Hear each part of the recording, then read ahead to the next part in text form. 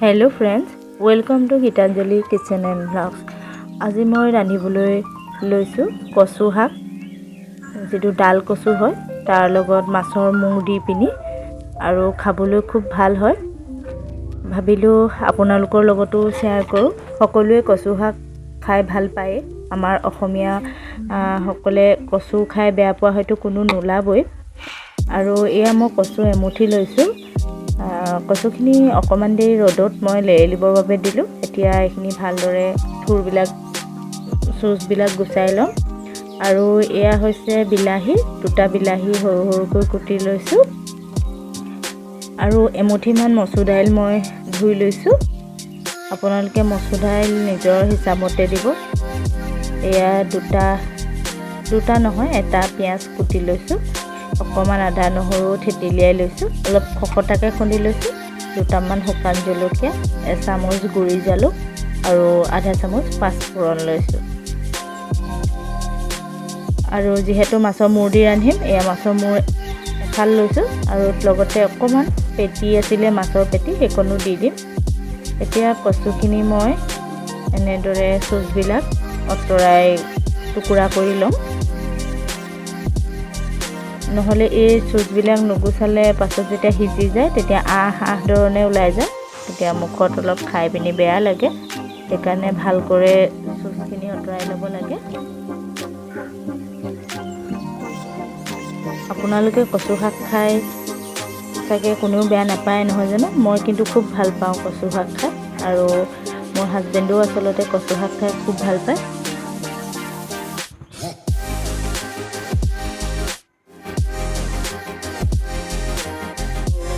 এইখিনি মই চুচ গুচাই ধুনীয়াকৈ ৰেডি হৈ গ'ল আৰু ধুইও ল'লোঁ। এতিয়া মই মাছৰ মূৰডোখৰ আৰু পেটিডোখৰ আছিলে যে, আমি অকণমান তেলত ফ্ৰাই কৰি ল'ম। তাৰ বাবে কেৰাহীত তেল দিলোঁ। তেলখিনি গৰম হ'লত এয়া মই ফ্ৰাই কৰি লৈছোঁ। বৰ বেছি ফ্ৰাই কৰিব নালাগে, অলপ মাত্ৰ কেঁচা গোন্ধটো যোৱাকৈ ফ্ৰাই কৰিলেই হ'ল। মাছ ফ্ৰাই কৰি হ'ল। এতিয়া এটা কুকাৰ লৈছোঁ। কুকাৰতে মই কচুখিনি দি দিছোঁ।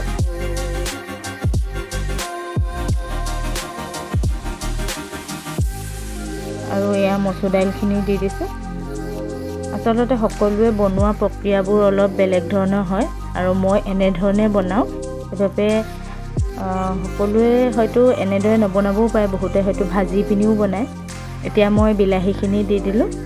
আৰু এনেদৰে যদি বনোৱা হয় একেবাৰে সহজ হয়, বৰ বেছি সময় দৰকাৰ নহয়। আৰু এয়া মই মাছ যিকণ ফ্ৰাই কৰি ৰাখিছিলোঁ, মাছৰ মূৰ আৰু পেটিকণ দি দিলোঁ। এতিয়া ইয়াতে মই জোখমতে নিমখ দি দিছোঁ।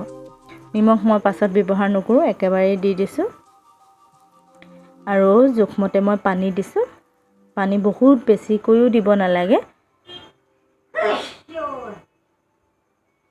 এতিয়া মই 3ৰ পৰা 4টা চিটি মাৰিম কুকাৰটো। এইখিনি প্ৰায় 4টা চিটি মাৰিলোঁ। আৰু মই ঘুটনি, মোৰ আচলতে যিডাল আমাৰ গাঁৱত ব্যৱহাৰ হয় বাঁহৰ ঘুটনিডাল নাই, সেইকাৰণে হেৰি কৰা ফেটাডালেই মই এনেকৈ ঘুটি ল'লোঁ। আৰু এতিয়া মই কচু শাকখিনিত তেল মাৰি ল'ম। তাৰ কাৰণে ইয়াত যিখিনি মাছ ভাজিছিলোঁ তাৰ তেল আছিলে, সেই তেলখিনিতে মই গৰম হ'লত শুকান জলকীয়া কেইটা দি দিলোঁ।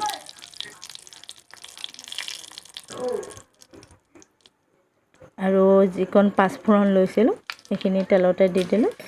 পাঁচফোৰণকেইটা ফটফটকৈ যেতিয়া ফুটিব তেতিয়া পিঁয়াজখিনি দি দিব লাগে।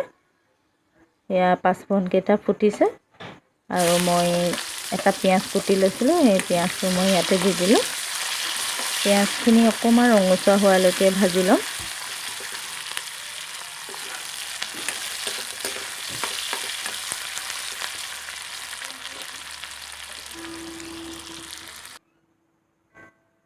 পিঁয়াজখিনি ৰঙচুৱা হৈ আহিছে। এতিয়া মই যিখিনি আদা নহৰু থেতেলিয়াই লৈছিলোঁ সেইখিনি দি দিলোঁ।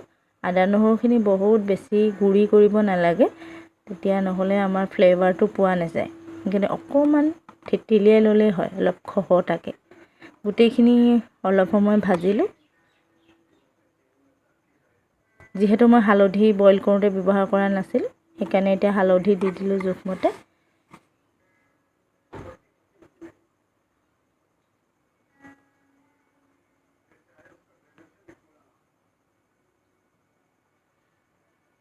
এতিয়া মই দাইলখিনি ইয়াতে দি দিছোঁ।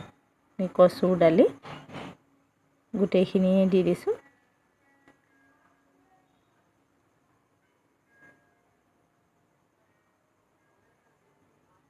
আৰু ভালকৈ মই লৰাই দিছোঁ।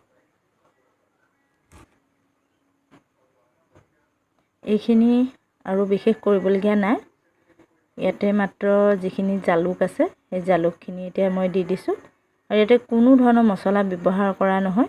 খাবলৈ খুব ভাল লাগে। আমাৰ মাহঁতে এনেদৰে বনাইছিলে আৰু ময়ো এনেদৰেই বনাওঁ। আমাৰ ঘৰৰ সকলোৱে খাই ভাল পায়। আশা কৰিছোঁ আপোনালোকেও এবাৰ ট্ৰাই কৰিব। আৰু ভিডিঅ'টো ভাল লাগিলে প্লিজ লাইক কৰিব। যিসকল মোৰ নতুন ভিউৱাৰ্ছ তেওঁলোকে প্লিজ চেনেলটো ছাবস্ক্ৰাইব কৰিব। আৰু কেনেকুৱা হৈছে কমেণ্ট যোগে জনাবলৈ নাপাহৰিব। আজিলৈ আহিছোঁ। নতুন এটা ভিডিঅ' লৈ পুনৰ লগ হ'ম। Bye bye.